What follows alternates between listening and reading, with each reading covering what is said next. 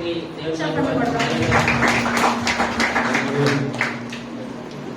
మనం ఎలా ఉన్నాయండి? ప్రారంభ ప్రార్థన నుంచి చివరి వరకు రావాలి. ఇదివరకైతే మన సంఘం నేను ప్రార్థన చేస్తాను, దర్శనాలు చెప్తాను, చెప్పించుకున్నా అన్న స్థితిలో వచ్చేవారు. ఇప్పుడు ఏ విధంగా వస్తున్నారండి? ఈ ఒక్క వారం దేవుని మందిరానికి వచ్చాను, నేను ఏం విన్నాను, ఏం నేర్చుకున్నాను, ఏం వెళ్తున్నాను అన్న రీతిలో మన సంఘం అంతకంతగా అభివృద్ధి పరిస్థితుల విధానం బట్టి వందనాలు. మత్తయి సువార్త 27వ అధ్యాయం 32వ వచనం.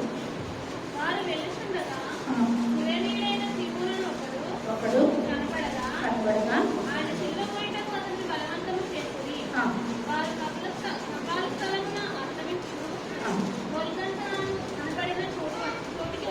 వచ్చి చాలు. ఇప్పుడు ఈ యొక్క వాక్యాన్ని యొక్క దినాన కురేనీయుడైన సీమోను గురించి చెప్పుకున్నాం. ఈ యొక్క వాక్యాన్ని మత్తయి గారు రాశారు, మార్కు గారు రాశారు, లూకా గారు రాశారు. మార్కు సువార్త 15వ అధ్యాయం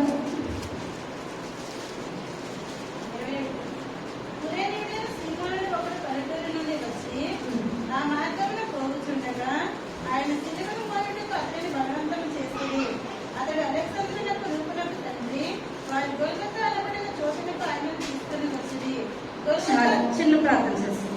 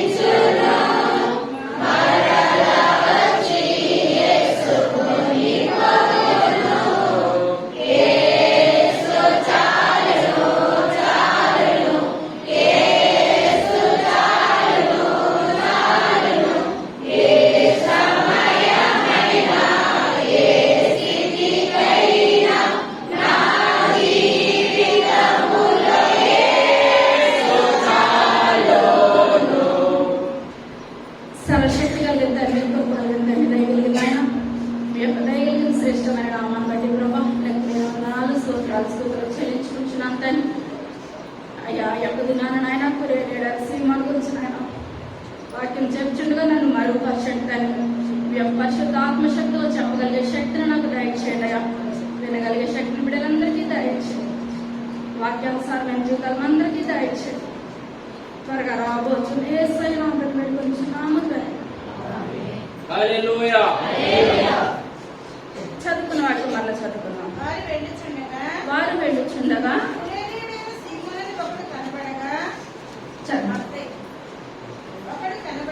ఒకడు కనబడగా ఆయన సిలువ మోయుటకు అతనిని బలవంతం చేసింది.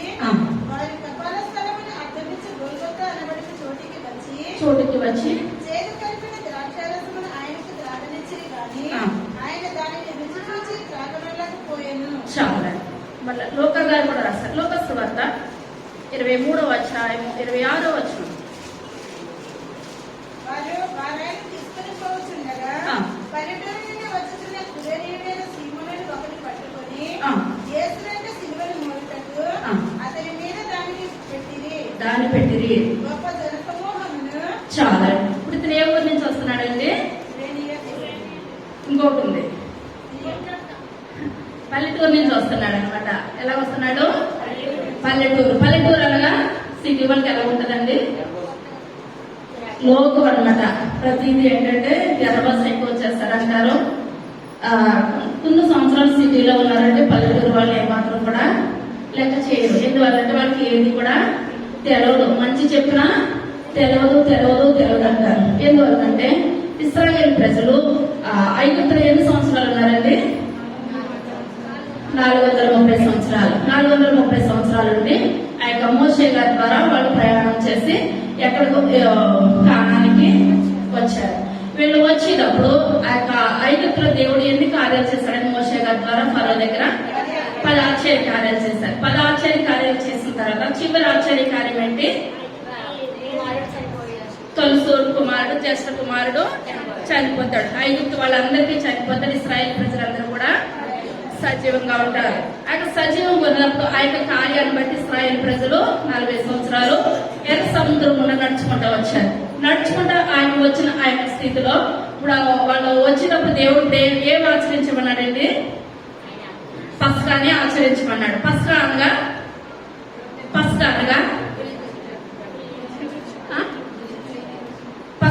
దాటుట. పస్కా అనగా ఏంటండి? దాటుట అనగా ఆ యొక్క ఇశ్రాయేల్ ప్రజలందరూ కూడా ఒక గొర్రెని గాని మేకను గాని ఆ యొక్క వధించి ఆ రక్తాన్ని ఎక్కడ రాశారు? గుమ్మాలకు రాశారు. గుమ్మాలకు రాసినప్పుడు ఆ యొక్క మరణదూత వచ్చి ఇప్పుడు ఇశ్రాయేల్ ప్రజలు ఏం చేస్తుందండి? కాపాడింది. ఏ ఒక్క హాని చేయలేదు. ఇదే వాళ్ళకి తెలియదు కాబట్టి ప్రజలకు ఆ హాని జరిగింది. హాని జరిగినప్పుడు ఏంటంటే వాడికి ఏంటంటే ప్రతి ఒక్క సంవత్సరము ఇప్పుడు అలెగ్జాండర్ ఏం చేస్తాడంటే చరిత్రలో రాయబడింది అనమాట. అలెగ్జాండర్ చక్రవర్తి ఆ యొక్క యుద్ధానికి వచ్చినప్పుడు ఆ యొక్క యుద్ధం చేస్తాడనమాట. ఆ యొక్క యుద్ధం చేసినప్పుడు చాలా మంది చెదరగొట్టబడ్డారు. యూదులు ఏం చేస్తారు? ఆ యొక్క యుద్ధంలో చెదరగొట్టబడి రకరకాల ప్రాంతాలకి రకరకాల దేశాలకి యూదులు ఏం చేస్తారండి? వెళ్ళిపోయారు. వెళ్ళిపోయినప్పుడు ఇప్పుడు ఏమైనా ఇప్పుడు మనం ఇక్కడ చాలా మటుకు 99% ఆంధ్ర వాళ్ళమే. ఇప్పుడు మనకి ఏది వచ్చినా మెయిన్ పండగ ఏదన్నా వచ్చేటప్పటికి ఇక్కడ ఉంటారా? వెళ్ళిపోతారా? ఆంధ్ర వెళ్ళిపోతారు. ఇప్పుడు ఏంటంటే మనం జస్ట్ వచ్చాము, పని చేసుకుంటున్నాము, తింటున్నాము, ఉంటున్నాము. ఏదైనా కారణం వచ్చినా పెళ్లి లేని ఏదైనా ప్రతిది కూడా మేము ఉంటామని అక్కడికి వెళ్ళిపోతామన్న విధానం చాలా మంది ఉన్నారు. కొంతమంది అయితే స్థిరపడ్డారు. దేవుని నామానికి పొందినారు. ఏదైనా ఇప్పుడు ఎక్కువ ప్రాధాన్యత దేనికి ఇస్తారంటే ఇక్కడ ఉన్న వాళ్ళు ఆంధ్రాకే ప్రాధాన్యత ఇస్తారు. ఇక్కడ కూడా కురేనీయుడైన సీమోను ఆ యొక్క యూదుడే ఇప్పుడు ఏంటంటే అట్లా చెదరగొట్టబడి ఆఫ్రికా ఖండానికి వెళ్ళిపోయారు అనమాట. ఎక్కడెక్కడికి వెళ్ళినా ఇప్పుడు సంవత్సరం ఒకసారి ఎక్కడికి వస్తారు? యెరూషలేముకి వస్తారు. ఏంటంటే పస్కా ఆచరించడము వాళ్ళకి ఆనవాయితీ. ఇప్పుడు ఆ పస్కా ఆచరించడానికి ఇప్పుడు తను వస్తున్నాడు అనమాట. ఆయన వస్తూ ఉంటుండగా ఇప్పుడు ఏ సైన్ ఎక్కడ తీసుకెళ్తున్నారు? సిలువ వేయడానికి తీసుకెళ్తున్నారు. ఇప్పుడు ఆయనకి ఇప్పుడు మనం ఇక్కడ ఉన్నాం అనుకోండి, ఢిల్లీ వెళ్ళిన వాళ్ళు చాలా మంది ఉంటారు. ఢిల్లీ వెళ్ళినప్పుడు ఢిల్లీలోనూ ఇక్కడ ఉన్న వాళ్ళకి ఢిల్లీ వెళ్తే చాలా మందికి తెలుగు మాట్లాడరు. అక్కడ హిందీ రకరకాల భాషలు మాట్లాడతారు. ఇప్పుడు మనకు ఒకటే భాష వచ్చిన వాళ్ళు ఢిల్లీ వెళ్ళిన తర్వాత మనం ఏమంటామో వాళ్ళకి తెలియదు, వాళ్ళు ఏమంటామో మనకు తెలియదు. కనుకనే ప్రభుత్వం ఏం చేస్తుందంటే అక్కడ ఆంధ్ర భవన్ అని ఒక భవన్ ఉంటది అనమాట. అక్కడ మనం ఏ ఆటో కారో కట్టించుకొని మనం అక్కడికి వెళ్ళిపోయామనుకోండి, వెళ్ళిపోతే అక్కడ ఎవరు ఉంటారు? తెలుగు మాట్లాడే వాళ్ళు ఉంటారు. అసలు మనం ఎక్కడికి వచ్చాము, ఏమి చూస్తున్నాము, ఎందుకు వెళ్ళిపోతాం అన్నది మనకు అవగాహన ఉండాలి కనుక వాళ్ళు ఏం చెప్తారు? మనకి అర్థమయ్యేటట్టు చెప్తారు. ఇప్పుడు ఇక్కడ ఏంటంటే ఆ యొక్క యెరూషలేములో కూడా ఇప్పుడు రకరకాల ప్రాంతాల నుంచి వచ్చిన వాళ్ళకి, కురేనియా ప్రాంతాల నుంచి వచ్చిన వాళ్ళకి ఇప్పుడు యెరూషలేములో ఒక కమ్యూనిటీ హాల్ ఉందండి. ఏమున్నది? ఒక కమ్యూనిటీ హాల్. ఇప్పుడు ముక్కు మొక్కలు తెలవని ఒక రాత్రి మనం ఇంటిలో పెట్టుకోగలుగుతామా? వాళ్ళు మంచోళ్ళో తెలియదు, ఏమో ఏ రకంగా ఉంటారో కూడా మనకు అర్థం కాలేని గృహాన్ని ఇవ్వాలంటే భయం అనిపిస్తారు. ఇక్కడ కూడా ఇప్పుడు కురేనియా దేశం నుంచి వచ్చిన వాళ్ళకి, ఆఫ్రికా ఖండం అంతా ఎక్కడెక్కడి నుంచి వచ్చిన వాళ్ళందరికీ కూడా ఇప్పుడు అక్కడ ఏముంటారు? అక్కడ ఏం సిద్ధపాటు చేస్తారండి? కమ్యూనిటీ హాల్ సిద్ధపాటు చేశారు. ఇప్పుడు ఆ కమ్యూనిటీ హాల్లోకి వచ్చి ఇప్పుడు అక్కడ బస చేసుకొని ఇప్పుడు వాళ్ళ యెరూషలేము దేవాలయంలోకి వచ్చి ఇప్పుడు ఏం ఆచరిస్తారు? పస్కాను ఆచరిస్తారు. ఎందువల్లంటే పస్కాను ఆచరించినట్లయితే ఇంక సంవత్సరం అంతా కూడా క్షేమంగా ఉంటాము. మనం ఇప్పుడు ఆదివారం మనం ఇన్ని పనులు మనకు దేవుని మందిరానికి ఎందుకు వచ్చినామండి? ఈ వారంలో ఏదైనా మనకి చిన్న అనారోగ్యం వచ్చినా ఏదొచ్చినా మనకి ఏమనిపిస్తుంది? దేవుని సన్నిధికి వెళ్ళలేదు. ఎందు రూపంలో వచ్చినా సరే మనకు మైండ్ లోకి వచ్చేస్తుంది ఏంటండి? నేను దేవుని మందిరానికి వెళ్ళలేదు, ఈ యొక్క దినాన్ని నేను సాక్రమెంట్ తీసుకోలేదు, అందుకనే నాకు ఇలాగొచ్చింది. అటువంటి మనస్తత్వమే లేకపోతే, దేవునికి మనకి సాంగత్యమే లేకపోతే మనం దేవుని మందిరానికి వచ్చిన ఒకటే, రాకపోయినా ఒకటే. ఇప్పుడు ఆ విధముగా కురేనీయుడైన సీమోను ఎక్కడికి వస్తున్నాడండి? యెరూషలేము వస్తున్నాడు అనమాట. యెరూషలేము వస్తుండగా ఇప్పుడు మోషే గారు రాసిన గ్రంథాల్లో ఏంటి, ఇప్పుడు ఇక్కడ కొత్త నిబంధనలో కూడా చూసుకున్నట్లయితే గలతీయులకు రాసిన పత్రిక 3వ అధ్యాయం 14వ వచనం. ప్రాణం మీద వేలాడిన చాలండి. ఇప్పుడు మారు మీద వేలాడిన వారు ఎంతో పాపాలు చేస్తేనే గాని, ఎంతో హత్యలు చేస్తేనే గాని, భయంకరమైన స్థితిలో ఉంటేనే గాని వాళ్ళకి ఎటువంటి శిక్ష వేస్తారండి? సిలువ వేస్తారు. ఇప్పుడు మామూలుగా శిక్ష ఉంటది. ఇప్పుడు భయంకరమైన శిక్ష విధించిన వాళ్ళకి ఎలా వేస్తారు శిక్ష? సిలువ మీద వేస్తారు. మరి ఇప్పుడు ఇటువంటి బ్రాణులు ఎవరు కూడా పట్టుకోరు, తాకరనమాట. అది కూడా ఇప్పుడు యేసయ్య గారు బయలుదేరిన కానించి ఆ కల్వరి మార్గం అన్నమాట చివరి దాకా వెళ్ళడానికి చాలా దూరం అనమాట. 14 స్టేషన్లు మనం చెప్పుకున్నాం. ఇప్పుడు 14 స్టేషన్లు అంతా దూరం తీసుకొని వెళ్ళి యేసయ్యని ఇప్పుడు ఏం చేస్తారు? సిలువ వేశారు. అక్కడ భూమి కూడా శపించబడిన భూమి. ఆ సిలువను ముట్టుకుంటే వాళ్ళు ఎటువంటి వాళ్ళు? శాపగ్రస్తం అయిపోతారు. శాపగ్రస్తమైన ప్రజలు. ఇప్పుడు ఆయన అంతా శాపం పొందవలసిన అవసరం ఎందుకు వచ్చింది? ఇప్పుడు మనందరి పాపాలు కూడా ఎవరు భరించారండి? యేసయ్య భరించాడు. యేసయ్య భరించాడు కనుక మన పాపాల గురించి ఆయన సిలువ వేయబడ్డాడు. ఇప్పుడు మన పాపాల గురించి ఆయన సిలువ వేయబడినప్పటికీ కూడా ఇప్పుడు అక్కడ ప్రజలు ఇప్పుడు ఏం చేస్తున్నారంటే ఆయన సిలువను ముట్టుకోవడానికి కూడా జడిసిపోతున్నారు. ఉన్న ఆ సమయంలో ఇప్పుడు యెరూషలేము కురేనియాకి 900 మైళ్ళండి. కురేనియా ఆఫ్రికా ఖండానికి చెందింది. ఇప్పుడు ఇక్కడ నుంచి దూరం ఎంతండి? 900 మైళ్ళ దూరం. ఇప్పుడు 900 మైళ్ళ దూరం నుంచి ఇప్పుడు ఎవరు వస్తున్నారు? సీమోన్ అనమాట. కురేనియుడైన సీమోన్. ఇప్పుడు ఇక సీమోన్ వస్తుండగా ఇప్పుడు మనం చూసుకున్నట్లయితే ఇప్పుడు పల్లెటూరు నుంచి వచ్చిన వాళ్ళు ఆ పోలికలు చూసి వాళ్ళు గడ్డప్పును చూసి గుర్తుపెట్టేస్తారా? తెలిసిపోద్ది అనమాట. ఎర్రబస్ ఎక్కి వచ్చేస్తారు. వాళ్ళకి ఏది కూడా అర్థం కాదు. ఎందుకు అర్థం కాదు? అందరికీ అర్థమవుతుంది. ఎందువల్ల అంటే వాళ్ళకి కొంచెం మంచితనం ఎక్కువై వాళ్ళు ఏం చేస్తారో దాన్ని వ్యక్తపరచరు అనమాట. బాధ ఉంటది కానీ బాధని వ్యక్తపరచరు. సిటీలో ఉన్న వాళ్ళైతే ఒకటికి 4 చెప్పేస్తారు. వాళ్ళైతే చెప్పరు. ఇప్పుడు ఇతను కూడా చెప్పకపోవడానికి గల కారణం ఏమీ కాదు. అతనిలో ఏమున్నది? మంచితనం ఉన్నది. ఇప్పుడు ఈయన వస్తున్నాడు, సీమోన్ గారు వస్తూ ఉంటుండగా ఇప్పుడు యేసయ్యని కల్వరి మార్గం అని ఇప్పుడు మనం మీరు లెక్క పెట్టారా లేదో, కోటి నుంచి ఇప్పుడు మనకి ఎన్ని స్టేషన్లు ఉంటాయండి? బస్సు ఎక్కడెక్కడ ఆగుద్ది? కోటి నుంచి ఈసారి లెక్క పెడతారు కదా. ఇప్పుడు అలాగా యేసయ్య సిలువ పిలాతు గారి తీర్పు తీర్చిన దగ్గర నుంచి కూడా ఆ యొక్క చివరి వరకు ఇప్పుడు యేసయ్యని సిలువ వేసే వరకు ఎన్ని స్టేషన్లు అండి? 14 స్టేషన్లు. మొట్టమొదటి స్టేషన్ ఏంటంటే పిలాతు యేసయ్యకు తీర్పు తీర్చాడు అనమాట. మొట్టమొదటి స్టేషన్ యేసయ్య బయలుదేరారు. ఇప్పుడు మీరు ఈ కంటగా పెట్టాలన్నమాట. ఇప్పుడు ఏంటంటే చాలా మంచి మాటలు. ఇప్పుడు ప్రతిదీ ఇప్పుడు ఏం చేయాలి? ఇప్పుడు ఈ రోజు అడగలేండి, మళ్ళీ ఎప్పుడైనా తొందరగా అడగాలి. ఈ రోజు ఏమి అడగను. ఇప్పుడు కల్వరి మార్గము 14 స్టేషన్లు. ఇప్పుడు ఫస్ట్ స్టేషన్ ఎక్కడండి? పిలాతు దగ్గరికి యేసయ్యని తీసుకొని వచ్చారు. యేసయ్యని తీసుకొని వచ్చినప్పుడు యూదుల రాజు నీవేనా అన్నప్పుడు యేసయ్య ఏమంటున్నారు? నీవన్నట్టే. ఎందువల్లంటే ఆయన రాజులకు రాజు, ప్రభులకు ప్రభు. నీవన్నట్టే అని మాట్లాడినప్పుడు అప్పుడు పిలాతు భార్య ఇప్పుడు ఏమంటుంది? ఆ యొక్క మనుషుల గురించి నువ్వు మంచి కానీ చెడు కానీ ఏది కూడా నువ్వు మాట్లాడొద్దు. కళలో నాకు వచ్చి ఆయన కనిపించారు, అటువంటి ఆయన గురించి నువ్వు తీర్పు తీర్చొద్దు అన్నప్పుడు అతను ఏం చేస్తాడండి? చేతులు కడిగేసుకున్నాడు. అప్పుడున్న ప్రజలు ఏం చేశారు? ఈ యొక్క పాపం మా మీద, మా పిల్లల మీద బర్నబానైతే విడుదల చేయమని అంటున్నారు. యేసయ్యనైతే సిలువ వేయండి అంటారు. ఎందువల్లంటే ఆయన సిలువ వేయించుకోవడానికి లోకంలోకి వచ్చారు. కానీ సిలువ ఇప్పుడు పైన మనం తీసి సిలువ వేయాలంటే మనం వేయగలుగుతాం. యేసయ్యని ఏమాత్రం కూడా వేయడానికి వీల్లేదు. ఎందువల్లంటే మన పాపాలని ఆయన భుజం మీద వేసుకొని ఆయన ఏం చేస్తారు? సిలువ మీద బలియాగం అయ్యారు. ఇప్పుడు ఫస్ట్ స్టేషన్ ఏమని చెప్పానండి? పిలాతు యేసయ్యకు తీర్పు తీర్చి నేను అయితే చేతులు కడిగేసుకుంటున్నాను, ఈ యొక్క పాపము నా మీద నా పిల్లల మీద పడాలని అంటున్నారు కాబట్టి ఆ పాపాన్ని ఏం చేయాలి? మీరే చూసుకోండి అనేసి వదిలిపెట్టేశారు. ఇప్పుడు రెండో స్టేషన్ అయితే అనగా యేసుక్రీస్తు ప్రభు సిలువను ఎత్తుకునిట. రెండో స్టేషన్ ఆయన ఏం చేస్తారండి? ఆయనే సిలువ భుజం మీద ఎత్తుకున్నారు. రాసారా? రెండో స్టేషన్ సిలువను భుజం మీద ఎత్తుకున్నారు. తీర్పు అయిపోయిన తర్వాత మొదటి దాంట్లో తీర్పు అయింది. రెండవ దాంట్లో యేసయ్య సిలువను భుజం మీద ఎత్తుకున్నారు.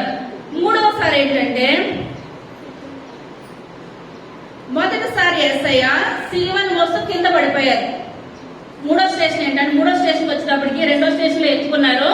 మూడో స్టేషన్ వచ్చేటప్పటికి ఆయన ఏం చేశారు, సిలువను మోస్తూ పడిపోయారు అన్నమాట. మూడో స్టేషన్ ఏంటి, సిలువను మోస్తూ పడిపోయారు. నాలుగో స్టేషన్ ఏంటంటే యేసయ్య తల్లి కుమారుని దగ్గరకు వచ్చేస్తుంది అనమాట. తల్లి ప్రేమ ఆగుద్దా? ఆగుద్దండి, ఏ మాత్రం కూడా ఆగదు. ఇప్పుడు యేసయ్య సిలువ మోస్తూ మోస్తూ పడిపోయినప్పటికీ తల్లి ప్రాణం అక్కడి వరకు దూరంగా నించుని చూస్తూ ఉంది తల్లి. ఎందువల్లంటే ఇప్పుడు కుమారుడికి ఏమైనా న్యాయం జరిగిందా లోకంలో? ఏమాత్రం కూడా న్యాయం జరగలేదు. న్యాయం జరగలేని స్థితిలో ఆ కుమారుడు ఎంత సిలువ మోస్తున్నాడు కదా, పాప బాధ ప్రతిదీ ఆమె చూసింది. ఆయన లోకానుసారంగా పుట్టలేదు, పరిశుద్ధాత్మసారంగా పుట్టాడు. ఇంత మంచి పనులు చేస్తుంటే ఉన్న మనుషులందరూ కూడా నా కుమారుని ఏం చేస్తున్నారు, ఈ రకంగా సిలువ వేస్తున్నారు. సిలువ మోస్తూ మోస్తూ పడిపోతున్నా సరే సిలువని పట్టుకోవడానికి కూడా ఎవరూ వస్తలేదు. ఇప్పుడు ఎవరు రాకుండా తల్లికి తప్పుద్దంటారా? ఏ మాత్రం కూడా తల్లికి తప్పదు. ఇప్పుడు ఇక్కడ కుమారుడు ఇప్పుడు ఏం చేస్తున్నా, తల్లి ఇప్పుడు ఏం చేస్తుందండి, కుమారుడి దగ్గరకు వచ్చేసి గట్టిగా పట్టేసుకుంది. నాలుగో స్టేషన్ ఏంటండి, యేసయ్య దగ్గరికి తల్లి వచ్చి పట్టుకుంది అనమాట. ఇప్పుడు మళ్ళా నాలుగో స్టేషన్ మళ్ళా పట్టుకున్న తర్వాత మళ్ళీ ఆయన సిలువను మళ్ళీ భుజం చేసి మోసుకుంటూ వెళ్ళారు. ఇప్పుడు ఎన్నో స్టేషన్ వచ్చిందండి, ఐదో స్టేషన్ వచ్చింది. 4 అయిపోయింది, ఐదో స్టేషన్ వచ్చింది అనమాట, స్టాప్ అనమాట. ఐదో స్టేషన్ వచ్చేటప్పటికి ఇప్పుడు కురేనీయుడైన సీమోను ఎదురుపడ్డాడు అనమాట. ఎక్కడికి వచ్చేటప్పటికి, ఐదో స్టేషన్ వచ్చేటప్పటికి కురేనీయుడైన సీమోను ఎదురుపడేటప్పటికి ఆయన మళ్ళా సిలువ కింద పడిపోతుంది. ఆయన నడవలేకపోతున్నారు. నడవలేని స్థితిలో ఇప్పుడు ఎవరిని ప్రేరేపిస్తున్నారు, మేమైతే మేము సిలువను మేము ముట్టుకోము. నువ్వు పల్లెటూరువే కదా, నీకు సిలువ గురించి తెలియదు, నీకేది తెలియదు, ఒక సంచి చేసుకొని వచ్చావు, నువ్వేం చేస్తావు, సిలువను ఎత్తుకొని అక్కడ ఉన్న ప్రజలందరూ కూడా ఎవరిని ప్రేరేపిస్తున్నారు, కురేనీయుడైన సీమోను ప్రేరేపిస్తుంటే ఇప్పుడు సీమోను మారు మాట మాట్లాడలేదండి. ఆ బ్యాగ్ తెచ్చుకుని ఏం తెచ్చుకుని అక్కడ పెట్టేసి ఏది పట్టుకున్నాడు, ఆయన యేసయ్య యొక్క సిలువను భుజం మీద పెట్టుకున్నారు. రెండో స్టేషన్ అయిందండి, 5 అయింది. ఆరోది అనమాట. యేసయ్యను ముఖాముఖిగా తుడిచిన ఒక స్త్రీ. ఇప్పుడు ఆయనకు నెత్తి మీద ముళ్ళ కిరీటము, ఆ యొక్క పక్కలో పళ్ళ పొడిచి సిలువేసని పొడిచారు. తలంతా కూడా ఇదంతా కూడా ముళ్ళ కిరీటం పెడదాడికి రక్తం వచ్చేస్తుంది. రక్తం వచ్చేసినప్పుడు ఇప్పుడు మనం ఏడ్చినా కళ్ళు కనబడతాయండి, మనకి నీరు వచ్చేస్తుంది, కనబడదు. ఇప్పుడు ఆయన రక్తం ఇప్పుడు ఏంటండి అలా తుడుచుకోవడానికి కూడా లేదనమాట. ఆయన కళ్ళలో నుంచి రక్తం కాడి కళ్ళల్లోకి వచ్చేస్తుంది. ఆయన నడవలేకపోతున్నాడు అనమాట. ఆ సిలువను మోస్తూ నడవలేకపోయిన స్థితిలో ఒక స్త్రీ వచ్చి ఇప్పుడు ఏం చేస్తుందంటే ఆయన ముఖాన్ని తుడిచింది అనమాట. ఇప్పుడు ఆ ముఖాన్ని తుడిచిన యొక్క స్త్రీ చరిత్రలో ఏమంటారంటే ఆమె పేరు వెరోనిక అంటారు. ఈమె ఇప్పుడు యేసయ్య దగ్గర 12 సంవత్సరాలు రక్తస్రావం కలిగిన స్త్రీ కింద పేర్కొంటారు అనమాట. అప్పుడు 12 సంవత్సరాల అమ్మ ఎన్నో వైద్యుల దగ్గరికి తిరిగింది, ఎంతో డబ్బు ఖర్చు పెట్టింది, కానీ చివరికి ఏమాత్రం కూడా ప్రయోజనం లేదు. ప్రయోజనం లేని స్థితి ఎలా స్వస్థపడిందండి అమ్మ, ఆయన వస్త్రపు చెంగును ముట్టుకుంటే చాలు వెంటనే స్వస్థత వచ్చేసింది అనమాట. ఇప్పుడు అనేకమైన స్వస్థపడిన వాళ్ళు ఉన్నారు, కుంటి వాళ్ళండి, గుడ్డు వాళ్ళండి, పక్షవాయు రోగులు గలవారే, చనిపోయిన వారిని ఎంతో మందిని యేసయ్య లేపారు, కానీ దగ్గరికి వచ్చేవారు ఎవరైనా ఉన్నారండి? ఆ యొక్క స్త్రీలు ఆ యొక్క యోహాన్ గారు మాత్రమే ఉన్నారు, ఆయన దగ్గర ఎవరు కూడా లేనేలేదు.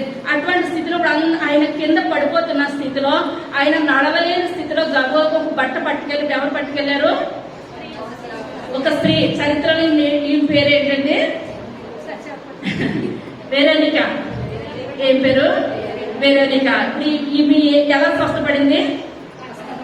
వస్త్రపు చెంగు. మన వ్యాధి ఏంటండి? 12 సంవత్సరాల రక్తస్రావం కలిగిన స్త్రీ.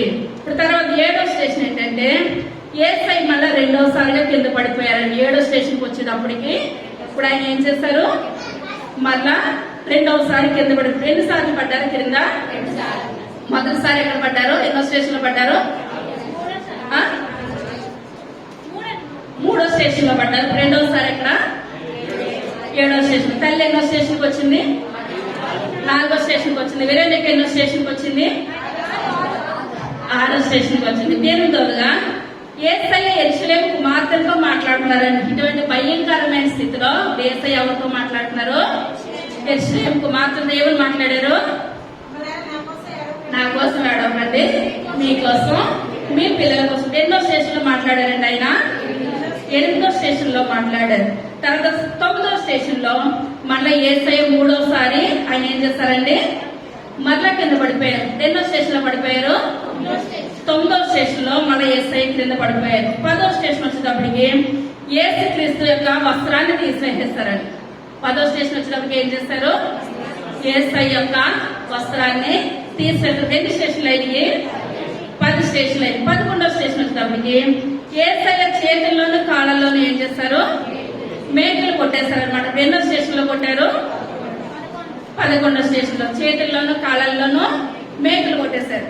12వ స్టేషన్ వచ్చేటప్పటికి యేసయ్య సిలువలో ఆయన ఏం చేసేస్తారండి, మరణించారు. 12వ స్టేషన్ వచ్చేటప్పటికి ఆయన సిలువలో మరణించారు. 13వ స్టేషన్ వచ్చేటప్పటికి యేసయ్య సిలువ మీద నుంచి దించి రాతిపై పెట్టారనమాట. ఇప్పుడు ఎవరు వచ్చారు, యేసయ్య యొక్క దేహాన్ని కావాలని అరిమత్తయ్య యేసయ్య వచ్చాడనమాట. యేసయ్య యొక్క దేహము మాకు దయచేయండి, యేసయ్య యొక్క దేహాన్ని మాకు దయచేయండి. యేసయ్య యొక్క దేహాన్ని ధనవంతుని సమాధిలో పెట్టారా, మామూలుగా జరిగే అంత్యక్రియలు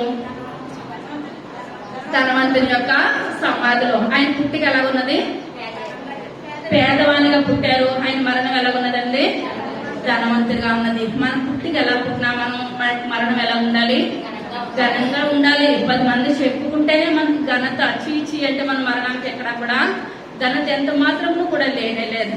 ఎన్ని స్టేషన్లు అయినాయండి, 13 స్టేషన్లు అయినాయి. 14వ స్టేషన్ లో యేసు దేహం ఇప్పుడు ఏం చేశారు, సమాధి చేసేసారు. 14వ స్టేషన్ వచ్చేటప్పటికి ఇప్పుడు మనం చాలా సార్లు డబ్బులు, ఇప్పుడు మన చర్చలో ఎవరో ఇల్లు ఉండరు అనుకుంటా, డబ్బులు ఉన్న వాళ్ళు, ఎక్కువ డబ్బులు ఉన్న వాళ్ళు ఎక్కడికి వెళ్తారు, యెరూషలేం దేవాలయాన్ని చూడడానికని వెళ్తారనమాట. అక్కడ చూడడానికని వెళ్ళినప్పుడు అక్కడ దిగిన తర్వాత ఇప్పుడు అక్కడ మనం ఏదైనా కట్టించుకుంటే అక్కడ ఉన్న వాళ్ళు చెప్తారనమాట, యేసయ్యకి పిలాతు ఇక్కడే తీర్పు తీర్చాడు. ఆయన 1వ స్టేషన్ ఇది, 2వ స్టేషన్ ఇది, 3వ స్టేషన్ ఇది. ఆ చివరి వరకు కూడా వాళ్ళు చెప్తారనమాట, ఆయన ప్రాణం ఇక్కడే, ఆయన సిలువ వేసేసారు, ఆయన ప్రాణము ఇక్కడే పోయిందని. ఎందువల్లనంటే ఇప్పుడు క్రైస్తవులుగా ఉన్న వాళ్ళు చాలా మంది అనుకుంటారు, నేను చనిపోయేలాగా నేను ఒక్కసారైనా యెరూషలేము వెళ్ళాలి అని అనుకుంటారు. హిందువులండి,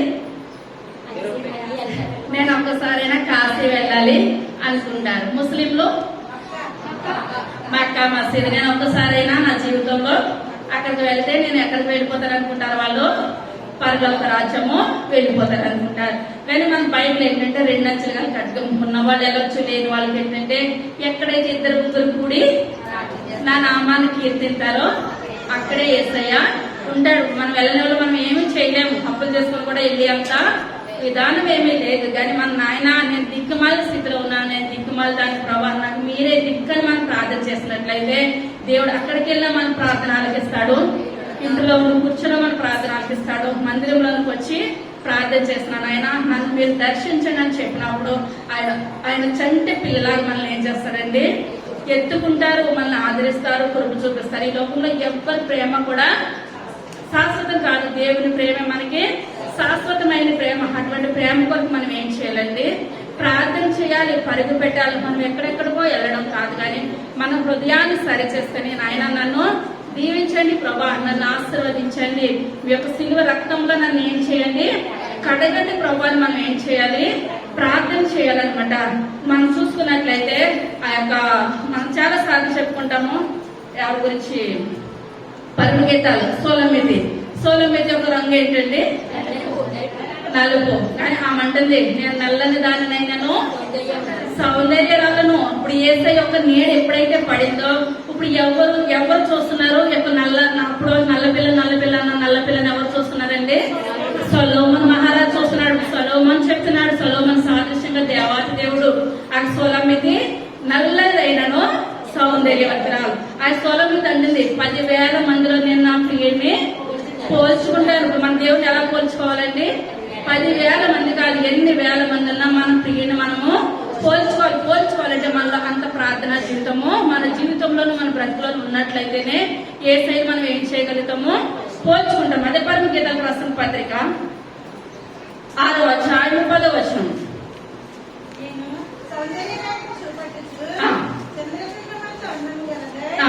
సూర్య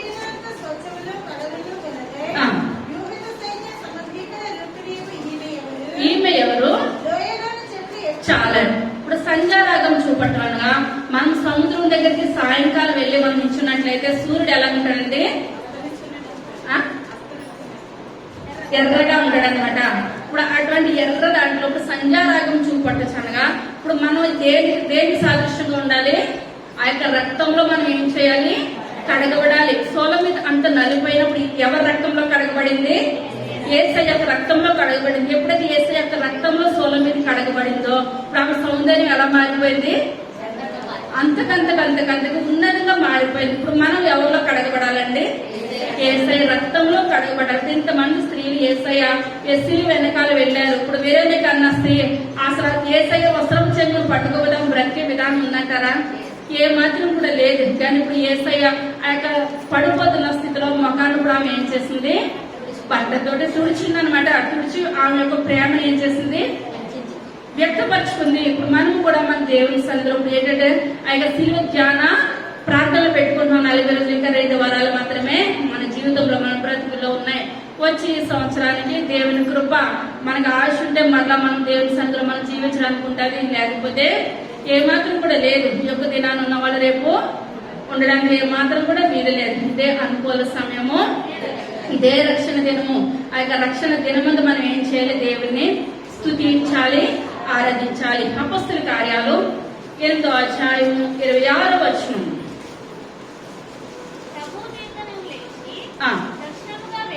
దక్షిణముగా వెళ్ళి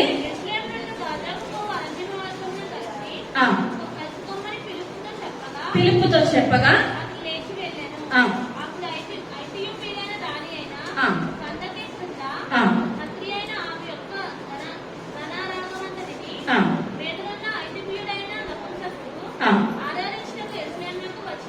ఇప్పుడు ఎక్కడి నుంచి వస్తున్నాడండి? ఇతను యెరూషలేము నుంచి గాజా. ఇప్పుడు ఇతను కూడా కురేనీయుడే అనమాట. ఎక్కడికి వస్తున్నాడు? ఈయన పస్కాను ఆచరించడానికే వస్తున్నాడు. పస్కాను ఆచరించాలి, వెళ్ళిపోవాలి అంటే తప్పించి అందులో ఉన్న విలువలకు ఏమాత్రం కూడా అర్థం కాదు. చాలా మంది దేవుని మందిరానికి వచ్చామంటే వచ్చాము, వెళ్ళిపోయామంటే వెళ్ళిపోయాము. కానీ అందులో ఉన్న ఏమి వింటున్నాము, ఎందుకు వచ్చాము, ఎందుకు వెళ్ళామన్నది ఏమాత్రం కూడా గ్రహించట్లేదు. మన సంఘం అయితే అలా లేదనుకోండి. ప్రతి ఒక్కరు కూడా వస్తున్నారు, వాక్యం వింటున్నారు, వాక్యానుసారమైన జీవితాన్ని ప్రతి ఒక్కరు జీవిస్తున్నారు. కానీ ఇక్కడ ఇతను కూడా కురేనీయుడే. ఇప్పుడు ఇతను కూడా ఆఫ్రికా ఖండానికి చెందిన మనిషే, నల్ల జాతి మనిషే. ఇప్పుడు ఇతను కూడా ఆఫ్రికా ఖండం నుంచి వస్తున్నాడు. ఎందువల్లంటే వాళ్ళు పస్కాను ఆచరించడానికి వస్తారు అంతవరకే. కానీ ఆచరించారంటే ఆచరించారు, వెళ్ళిపోయారంటే వెళ్ళిపోయారు. దేవుడు ఉన్నాడో తెలియదు, లేడో తెలియదు. ఏ మాత్రం కూడా ఇంకా వాళ్ళు ఏంటంటే వచ్చామంటే వచ్చాము, వెళ్ళామంటే వెళ్ళాము. అదే స్థితిలో ఇప్పుడు ఇతను ఏం చేస్తున్నాడండి? ఆ యొక్క యెరూషలేము వస్తున్నాడు. ఎందుకు వస్తున్నాడు? పస్కాని ఆచరించడానికి వస్తున్నాడు. తర్వాత అతడు తిరిగి వెళ్ళొచ్చు యెషయా గ్రంథము చదువుచుండెను. నీవు ఆ రథము దగ్గరకు పోయి పరిగెత్తుకుని పోయి చదువుచుండగా విని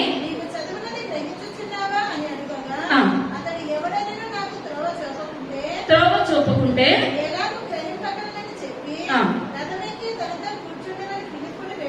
పిలుపుని వేడుకొనెను.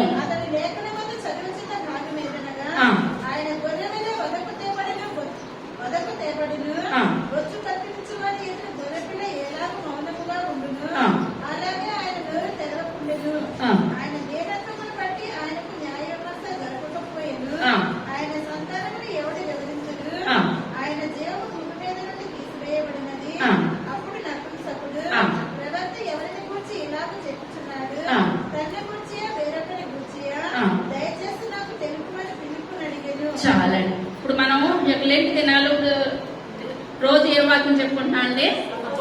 అపోస్తలుల కార్యాలు. చాలా మట్టికి చాలా మందికి అవగాహన వచ్చింది. ఇప్పుడు అవగాహన వచ్చినప్పుడు ఇక్కడ చూసుకున్నట్లయితే నపుంసకుల అధిపతుడు ఎక్కడికి వస్తున్నాడు?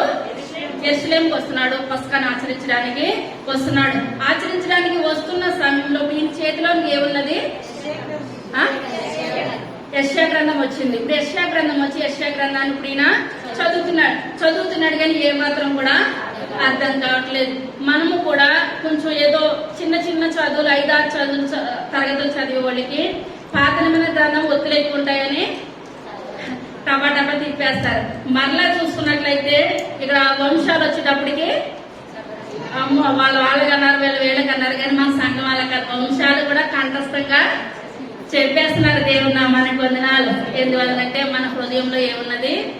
దేవుని యొక్క వాక్యం ఉన్నది. ఆ యొక్క వంశాలను కూడా కంటనగా పెట్టే సంఘం అంటే మన సంఘమే. పరలోక రాజ్యంలో మొట్టమొదటి స్థానము మన సంఘానిదే. దేవుని నామానికి వందనాలు. ఇప్పుడు ఇతను చదువుతున్నాడు యెషయా గ్రంథం, కానీ ఏ మాత్రం కూడా అర్థం అవ్వట్లేదు. అర్థం అవ్వకపోతే ఇప్పుడు స్టెఫెన్ చంపేసిన తర్వాత ఎవరిని ఏర్పాటు చేస్తున్నాడండి దేవుడు?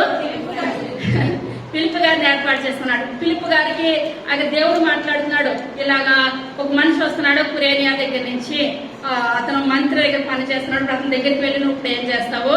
దేవుడి వాక్యాన్ని చెప్పాలి. అతను చదువుతున్నాడు, యెషయా గ్రంథం చదువుతున్నాడు, దేవుని యొక్క మరణాన్ని గురించి చదువుతున్నాడు, కానీ ఆ మరణం ఏమాత్రం కూడా అతనికి అర్థం కావట్లేదు. అర్థం కాలేని స్థితిలో అతను ఉన్నాడు. నువ్వు వెళ్ళి బోధించాలని చెప్పినప్పుడు ఇప్పుడు అతని దగ్గర ఉన్న దగ్గర నుంచి ఫిలిప్ కూడా చాలా దూరంలో ఉన్నాడు. అయినా సరే దేవుని యొక్క కృపను బట్టి ఫిలిప్ గారు ఏం చేస్తారండి? ఆయన ఎదుర్కొన్నారు. ఆయన ఎదుర్కొని అక్కడ వెళ్ళేటప్పటికి ఆయన చేతిలో ఏమున్నది? యెషయా గ్రంథం ఉన్నది. వదకు చేపట్టి యెషయా గ్రంథం 53వ అధ్యాయం అన్నమాట. చదవద్దు కానీ సమయం లేదు. ఇదంతా చదువుతూ ఉంటుంటే ఫిలిప్ గారు అంటున్నారు, మీరు చదువుతున్నారు, మీకు ఏమన్నా ఇది అర్థమవుతుందా అని మాట్లాడుతుంటే ఈయన అంటున్నాడు, కొంతమంది అర్థం కాకపోయినా నాకు అన్ని వచ్చు, నా పుట్టగొరతలు కూడా వచ్చు అంటారు చాలా మంది. కొంతమంది అయితే ఏం చేస్తారో, రాలేనిది రాదు, నాకు చెప్పండి, నేను ఏం చేస్తాను? నేర్చుకుంటాను. మనం ఏ స్థితిలో ఉండాలి? నేర్చుకునే స్థితిలో ఉండాలన్నమాట. రాకపోతే రాలేదని చెప్పాలి, వస్తే వచ్చిందని చెప్పాలి. ఇప్పుడు ఇతను కూడా రాలేదు కాబట్టి రాలేదని అన్నాడు. ఇతను పెద్ద మంత్రి కింద ధనాగారం కింద పనిచేస్తున్నాడు. రాలేదంటే నాకు ఇన్సాల్ట్ అని అనుకుని నాకు చదివిందంతా నాకు వచ్చేసిందంటే ఇప్పుడు ఏం కోల్పోతాడు? అతను రక్షణ కోల్పోతాడు అనమాట. కానీ ఇక్కడ ఇతను అనుకుంటున్నాడు తన యొక్క స్థితి, తన జాబ్ ఏది కూడా పక్కన పెట్టేసి అంటున్నాడు, మీకు ఏదన్నా అర్థమవుతుందా అని. ఒక మనిషి అప్పటి కూడా ఫిలిప్ గారు ఎవరో ఈయనకి తెలియలేని స్థితిలో మీరు చదివి కదా మీకు అర్థమవుతుందా అంటే ఈయన అంటున్నాడు, ఒకరు ఎవరో చెప్పితేనే గానీ నాకు ఎక్కడ అర్థమవుతుంది, నాకు ఏమాత్రం కూడా అర్థం కావట్లేదు అన్న స్థితిలో చెప్పినప్పుడు ఫిలిప్ గారు ఏం చేస్తారండి? ఇప్పుడు యేసయ్య గురించి ఇదంతా కూడా వివరించారనమాట. ఇప్పుడు ప్రతిదీ కూడా యేసయ్య పుడతాడన్నది ఎక్కడున్నది? యెషయా గ్రంథంలో ఉన్నది. యేసయ్య ధనవంతుడు ఒక రోజు చెప్తాను, ధనవంతుని సమాధిలో పెడతారని కూడా యెషయా గ్రంథమే రాస్తాడు. కన్యమరియం గర్భంన కుమారుడిగా పరిశుద్ధాత్మ రూపంలో పుడతాడనని ప్రతిదీ కూడా ఇందులో ఉందండి. యెషయా గ్రంథానికి ఒక మాట ఏమని అంటారు? మినీ బైబిల్ అన్నమాట, చిన్న బైబిల్ అన్నమాట. ఇప్పుడు మొదటి అధ్యాయం ఆది కాండానికి, రెండో అధ్యాయం నిర్గమకాండానికి, అలాగా 66 అధ్యాయాలు కూడా ఈ పరిశుద్ధ గ్రంథానికి లిఖించబడి ఉంటుంది. ఇప్పుడు యెషయా గ్రంథం మినీ బైబిల్, చిన్న బైబిల్ అని అంటారు. ఇప్పుడు అందులో 53వ అధ్యాయం నేను చదువుతున్నారు అనమాట. చదువుతున్న ఇదంతా కూడా ఎవరు వివరించారండి? ఫిలిప్ గారు వివరించారు. ఎప్పుడైతే వివరించారో వివరించడానికి ఆలోచించేటప్పటికి ఇప్పుడు ఆయనలో ఏం కలిగింది?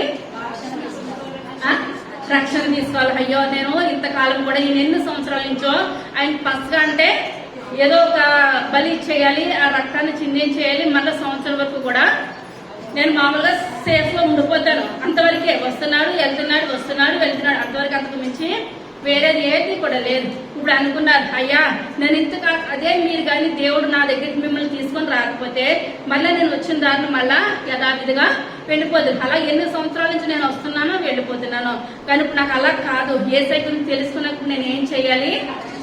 రక్షణ తీసుకోవాలి. ఇప్పుడు బాప్తిస్మం తీసుకున్న ఇంకొక మెట్టు ఏం పెట్టని చెప్పానండి? పరిశుద్ధాత్మ. మనం ఒక్కొక్క మెట్టు మనం ఏం చేయాలి?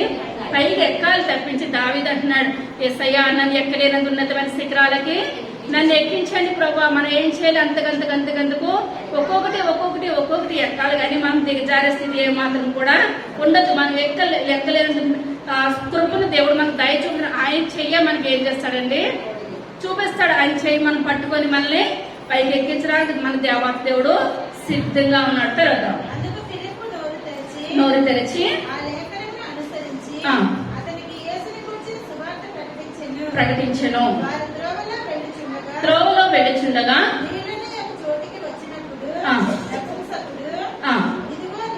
ఇదిగో నీళ్లు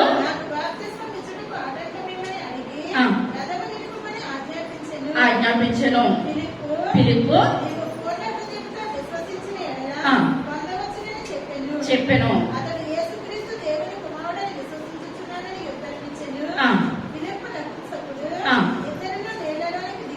దిగిరి అంతటా ఫిలిప్పు అతనికి బాప్తిస్మం ఇచ్చెను. ఆ. వారు నీళ్ళలో నుండి వెడలి వచ్చినప్పుడు ప్రభు ఆత్మ ఫిలిప్పును కొనిపోయెను. ఆ. నపుంసకుడు సంతోషించుచు తన త్రోవన వెళ్ళెను. ఆ. అప్పుడు ఫిలిప్పును మరి ఎన్నడూ చూడలేదు. ఆ. అయితే ఫిలిప్పు ఆ. అజోతుగా కనబడెను. ఆ. అక్కడ నుండి కైసరేకు వచ్చే వరకు ఆ. అతని పట్టణంలన్నిటిలో సంచరించుచు ఆ. సువార్త ప్రకటించుచు వచ్చెను. చాలా తర్వాత వీళ్ళిద్దరూ ఏమన్నా కనబడినట్టు ఉందంటారా?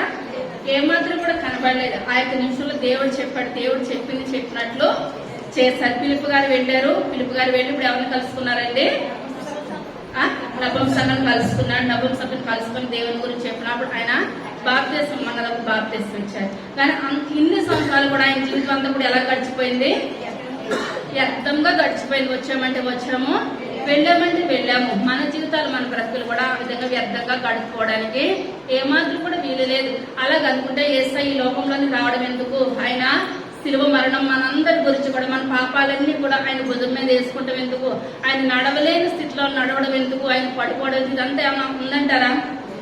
ఇప్పుడు మనం ఏం చేయాలి? ప్రభా యొక్క సన్నిధిలో బాప్తిస్మం తీసుకున్నానయ్యా, ఇప్పుడు ఇతను వచ్చాడు, ఆయన నపుంసకుడు వచ్చాడు, తెలవని మనిషి మీ గురించి తెలుసుకున్నాడు, వెంటనే బాప్తిస్మం తీసుకున్నాడు. నేను కూడా బాప్తిస్మం తీసుకొని ఉన్నాను. ఆయన మనకు ఒక మెట్టు నాకు ఎక్కగలిగే కృపను దయచేయండి. మనం ఏం చేయాలి? ఒక్కొక్క మెట్టు పైకి ఎక్కాలి. తర్వాత హెబ్రీయులకు రాసిన పత్రిక 9వ అధ్యాయం 14వ వచనం.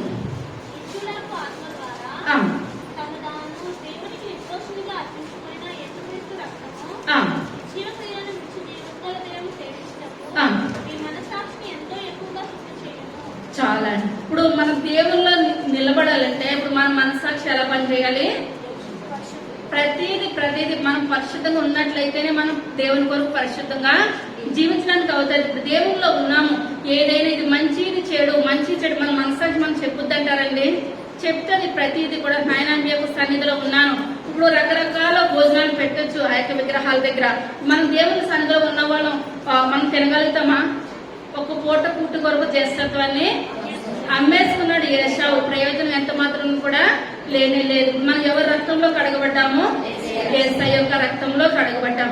కానీ ఇప్పుడు ఈ నపుంసకుడు కూడా అప్పుడే వచ్చాడు, దేవుని అప్పుడే వచ్చాడు. ఆ యెషయా గ్రంథం అప్పుడే తీసుకున్నాడు, అప్పుడే చదువుకొని ఇలా పిలుపు గారు వచ్చారు, దేవుని మాటలు విన్నాడు, ఆయన రక్షణ పొందారు. ఇంకేం మాత్రం కూడా బైబిల్ గ్రంథంలో రాయబడలేదు. కానీ అతనికి వెనక తిరిగే విధానము ఏమాత్రం కూడా ఉండదు. కానీ ఇప్పుడు మనం ఈ రోజు చెప్పుకున్న వాటిని ఇప్పుడు ఎవరి గురించి చెప్పుకుంటున్నాం అండి? కురేనీడైన సీమోన్. ఇప్పుడు అతను కూడా నామకహగా ఎక్కడికి వస్తున్నాడు? యెరూషలేముకి. అంటే ఏదో చెదరగొట్ట పడిపోయారు అనమాట. ఆ చెదరగొట్ట పడిపోయిన జనాంగం కనుక ఇప్పుడు యేసయ్య అక్కడ పస్కాను ఆచరించడానికి వస్తున్నాడు. వస్తూ ఉంటుండగా ఇప్పుడు ఎవరో ఎదురుపడ్డారండి? యేసయ్య ఎదురుపడ్డారు. అనుకున్నారు ఇతను పల్లెటూరుడు కదా, ఇతనికి ఏది అర్థం కాదు, ఇతనికి ఏది తెలియదు, ఆయన కింద పడినప్పుడల్లా ఇతను దగ్గర పెట్టుకొని మొయ్యించేస్తే సరిపోతుంది, అంతకు మించి ఇంకేది లేదు అని నన్ను అనుకొని అవి సింపుల్ గా తీసుకొని ఉండొచ్చు. కానీ ఎప్పుడైతే యేసయ్య యొక్క రక్తం ఎవరిని తాకిందండి? కురేనీడైన సీమోన్. యేసయ్య రక్తం మనలో తాకిందంటే, యేసయ్యలో మనము జీవించినట్లయితే మనలో ఇప్పుడు ఆ యొక్క సోల మీద నల్లడి ఎలాగైపోయిందండి? సౌందర్యంగా మారిపోయింది. ఇప్పుడు మనం సౌందర్యంగా మారిపోవాలి. కానీ ఎప్పుడైతే ఆ సిలువను తాగటం శాపగ్రస్తుడు అయిపోతాడో, కుటుంబం ఎందుకు పనికిరాకుండా అయిపోతుంది. అది చేసేయాలని అక్కడ ఉన్న వాళ్ళందరూ కూడా ఇతను ప్రేరేపించారు. కానీ ఇప్పుడు ఎప్పుడైతే ఇతను సిలువ దగ్గరకు వచ్చి యేసయ్య సిలువను పట్టుకొని ఆయన యొక్క రక్తము ఈ శరీరం మీద ఎప్పుడైతే పడిందో, ఇప్పుడు ఇంట్లో ఏం కలిగిందండి? కుటుంబానికి గొప్ప రక్షణ, గొప్ప ఆశీర్వాదం. దేవుని నామానికి వందనాలు. చివరిగా రోమీయులకు రాసిన పత్రిక 16వ అధ్యాయం 13వ వచనం.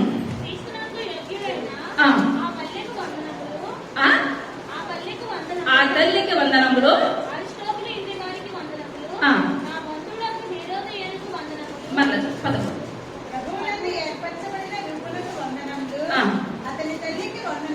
అంతే. రూపనకు వందనములు, అతని తల్లికి వందనములు. ఇప్పుడు సీమోను కంట ఎంతమంది కుమారులు? 2 కుమారులు అనమాట. ఎంతమంది కుమారులు? 2 కుమారులు. పెద్ద ఆయన పేరు అలెగ్జాండరు, రెండో అతని పేరు రూపు. ఎంతమంది కుమారులు? అలెగ్జాండరు, రూపు. 2 కుమారులు అనమాట. ఎవరికి 2 కుమారులు? కురేనీడైన సీమోనికి ఇద్దరు కుమారులు. ఇప్పుడు ఇద్దరు కుమారులు అయితే ఎప్పుడైతే సిలువను మోసి ఇప్పుడు యేసయ్యను చివరి వరకు చూసి ఇప్పుడు మరలా ఎవరింటికి వాళ్ళు వెళ్ళిపోయారో, ఈ కురేనీయుడైన సీమోను కూడా ఇదంతా జరిగిన తర్వాత ఆయన ఇంటికైనా వెళ్ళిపోయాడు. ఎప్పుడైతే సిలువను తాకాడో, సిలువను ప్రేమ ఈయనలోకి వచ్చిందో అనుకున్నాడు. నేను అయితే ఇప్పుడు యేసయ్యను సిలువేస్తారు, నా కుటుంబం అంతా చూడాలని అనుకుంటే ఇతనికి ముందుగా తెలిసి కుటుంబంతో వచ్చును, లేకపోతే ఆ సిలువ ఇతని మీద పెట్టేస్తారని నేను వచ్చును రావకపోయినా. ఇప్పుడు మనకు పని ఉందంటే కొంతమంది పనికి భయపడతారు, మన సంఘం అలా భయపడతారు అనుకోండి. కానీ ఇప్పుడు రకరకాలుగా అనమాట. ఇక్కడ చూసుకున్నట్లయితే ఈ యొక్క సిలువ ఈయన మీద పెడతారంటే ఈయన వచ్చినో రాకపోయినా కానీ రావడం మంచిదైందా కాదా? మంచిదైంది. ఎప్పుడైతే మంచిదైందో ఇంక ఈయన ఎప్పుడైతే ఆయన రక్తం ఈయన తాకిందో అనుకుంటున్నాడు, నేను ఆయన రక్తం నా ఒక్కడి మీద పడితేనే కాదు, నా కుటుంబం ఎలాగుండాలి? ఆశీర్వాదకరంగా ఉండాలి, నా బిడ్డలు ఎలాగ ఉండాలి? ఆశీర్వాదకరంగా ఉండాలి, దీవెనకరంగా ఉండాలని ఇంటికి వెళ్ళిన తర్వాత రెఫరెన్స్ చేయడానికి సమయం లేదు, వెనకాల పాస్టర్ గారు ఉన్నారు. ఇప్పుడు ఈ కుటుంబం అంతా కూడా ఇప్పుడు ఎవరు వెనకాల పరిచర్యకి వెళ్ళిపోయిందండి? పౌలు గారు వెనకాల వెళ్ళిపోయింది అనమాట. 9వ అధ్యాయం నుంచి మనకు మళ్ళీ పౌలు గారు వచ్చేస్తారు. ఇప్పుడు వరకు కూడా మనం విన్నది పేతురు గారి గురించి విన్నాం రోజులు, ఈ రోజు కాదు, రోజు డైలీ. ఇప్పుడు ఇక్కడ ఎప్పుడైతే సిలువను తాకారో ఇప్పుడు ఈయన కుటుంబం ఎవరు చేతిలోకి వచ్చేసిందండి? పౌలు గారి చేతిలో. పౌలు గారు వాక్యం చెప్తా ఉంటుంటే కురేనీయుడైన సీమోను ఇద్దరు కుమారుల్ని పట్టుకొచ్చి ఎవరి చేతిలో పెట్టేశారు? పౌలు గారి చేతిలో పెట్టేశారు. మాకు దేవుడి తప్పించి వేరే దేనికి కూడా లేదు. ఇప్పుడు ఈ ఇద్దరు కుమారులు ఎవరో పని మీద వాడబడుతున్నారు? దేవుడి పని మీద వాడబడుతున్నారు. పౌలు గారికి కుడిభుజంగా వాడబడుతున్నారు. పౌలు గారి కుడిభుజంగా వాడబడినప్పుడు ఇప్పుడు భర్త మంచిగానే ఉన్నాడు. ఎప్పుడైతే వేసే రక్తం పడిందో కురేనీయుడైన సీమోను కుమారులు ఇద్దరు కూడా దేనికి కూడా ఆటంకపరచట్లేదు. పౌలు గారు ఏది చెప్తే అలెగ్జాండరు రూపో ఇదే చేస్తున్నారు కుమారులు ఇద్దరు కూడా. మరి ఇద్దరు చేసినప్పుడు తన భార్య ఎలా ఉండాలి? భార్య ఎలా ఉండాలి? ఒక్కొక్కసారి సాతాను భర్తలో లేకపోతే భార్యలో ఇద్దరు మంచిగా ఉంటే పిల్లల్లో పెట్టేస్తాను. రకరకాలు ఎక్కడ చోటు ఉంటే అక్కడికే జరుపుకుని దూరిపోవడానికి చూస్తుంది, కానీ కుటుంబం ఎక్కడ కూడా దూరం లేదు. ఇప్పుడు ప్రతి విషయంలోనూ కూడా పౌలు గారి కంటండి కురేనీయుడైన సీమోను భార్య కూడా ఏం చేస్తుంది? పరిచర్య సహకారి పరిచర్యలో వాడబడుతున్నది. పౌలు గారి ద్వారా ఈ పత్రిక రాయబడింది అంటే ఆషమాషం మాట అయితే ఎంత మాత్రం కూడా కాదు. కానీ పౌలు గారు అప్పుడు ఎవరుడే కానీ అంటున్నాడు. ఇప్పుడు ఏమని అంటున్నాడు? ఆ యొక్క కురేనీయుడైన సీమోను యొక్క భార్య అని అంటున్నాడు అనమాట పౌలు గారు. ఆ యొక్క అలెగ్జాండర్ రూపు నీకు నీ తల్లి నీకే కాదు, ఎవరికి తల్లి? నాకును తల్లి, దేవుని నామానికి వందనాలు అనగా కుటుంబం ఇప్పుడు ఎలా మారిందండి? ఆశీర్వాదకరంగా. ఇప్పుడు ఇందులో సాతానికి ఏమాత్రం కూడా పిల్లల విషయంలో గాని, భర్త విషయంలోనూ గాని, భార్య విషయంలోనూ గాని ఏదో నేను పక్కన ఆశ్రయించడానికి పంపించాను, అక్కడికి పంపించిన కానించి నువ్వు మారిపోయావు, పిల్లల్ని మార్చేసావు అని ఏమన్నా చూడుకున్నట్టు ఏమైనా ఉందా తన భార్య? ఏ మాత్రం కూడా లేదు. కుటుంబం అంతా కూడా ఏం కలిగింది? రక్షణ పొందుకున్నారు, దేవుని సన్నిధిలో జీవించారు, దేవుని సన్నిధిలో ఆశీర్వదించబడ్డారు. మన కుటుంబాలు కూడా మనం ఒక్కరిద్దరు ఏమైనా కుటుంబంలో రావట్లేదు దేవుని సన్నిధికి, మనం ఏం చేయాలి? ప్రార్థన చేయాలి. నా భర్త మారట్లేదు ప్రభా సహాయం దయచేయండి. ఆ రోజు కాకపోతే రెండో రోజు కాకపోతే మూడో రోజు, ఏదో ఒక రోజు మన ప్రార్థనకి సమాధానం వస్తుంది. భార్య మారకపోతే భర్తలు ఏం చేయాలి? కన్నీరు కాచి ప్రార్థన చేయాలి. ఒకవేళ వాళ్ళిద్దరు వచ్చి పిల్లలు రాకపోతే ఇప్పుడు భార్య భర్త జంటగా ఏం చేయాలి? ప్రార్థన చేయాలి. ప్రభా నా బిడ్డల్ని మార్చండి అయ్యా, కుటుంబ సమేతంగా మేము ఏం చేయాలి? మీ యొక్క సన్నిధిలో జీవించే కృపను ధన్యతను మాకు దయచేయండి. ఇప్పుడు ఇంత ఆశీర్వదించబడితే ఇప్పుడు వీళ్ళందరి జీవగ్రంథంలో ఎక్కినాయి అంటారా పేర్లు? వీళ్ళందరూ ఎక్కినాయి అంటారా? ఇప్పుడు ఇతన్నే కానీ సిలువమయ్య అని ప్రేరేపించకపోతే వీళ్ళ జీవగ్రంథంలో ఎక్కుతాయంటారా వీళ్ళ పేర్లు?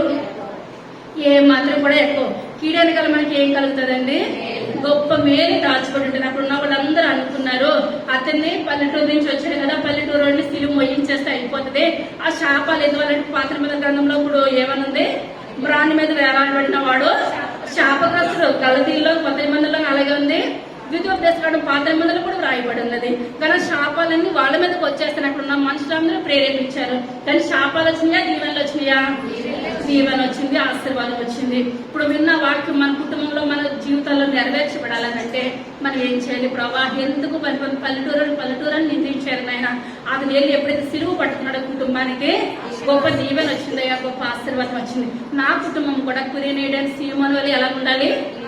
దీవెనకరంగాను ఆశీర్వాదకరంగాను ఉండే కృపను దయచేయమని ప్రార్థించండి. నేను 14 స్టేషన్లు చెప్పాను కదా, ఎవరైనా 4-5 చెప్పగలుగుతారా?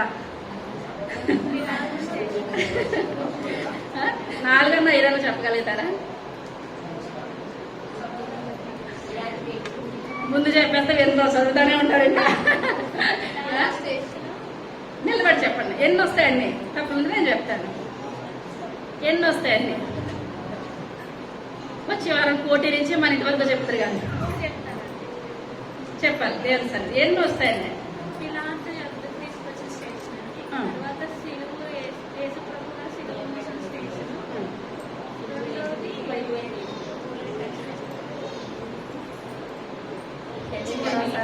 పడిపోయారు. 3వసారి యేసుక్రీస్తు గారు పడిపోయారండి. 4వసారి తన తల్లి వచ్చి తనని పట్టుకున్నారండి. 5వసారి రక్తము చిందిన స్త్రీ, ఎరుకో అనే స్త్రీ వచ్చింది. 5వ స్టేషన్ లో కురేనీడర్ సీమన్ వచ్చేస్తారు. 6వ స్టేషన్ లో ఇంకెవరైనా దేవుని నామానికి వందనాలు చెప్పలే కొడతాం. ఏదో అడుగుతానని చెప్పలేదు, అడుగుతానంటే చెప్పేది. పిలాత స్టేషన్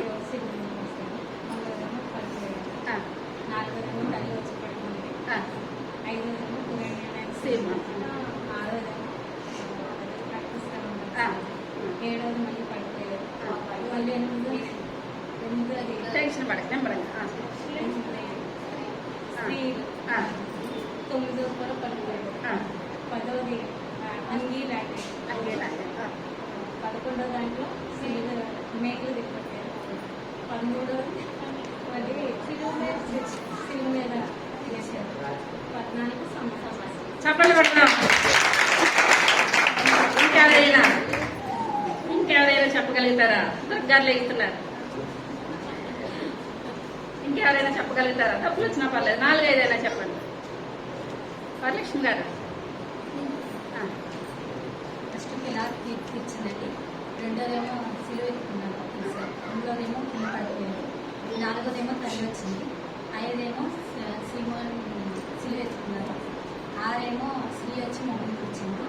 7 మళ్ళీ స్త్రీ రక్తస్రావం తర్వాత మళ్ళీ పడిపోయారు. తర్వాత చెప్పు చెప్పు చెప్పు స్త్రీలతో మాట్లాడారు. 9 మళ్ళీ పడిపోయారు. వస్త్రాలు వస్త్రాలు తీసేసారు. 11 నీతులు పెట్టారు. 12 రూపాయలు ఇచ్చారు. తర్వాత 13 దండించారు. 14 సమాధి చేసేసారు. దేవుని నామానికి వందనాలు. చిన్న ప్రార్థన చేస్తున్నాం. అందరూ పైకి లేసి నేను పట్టినట్లయితే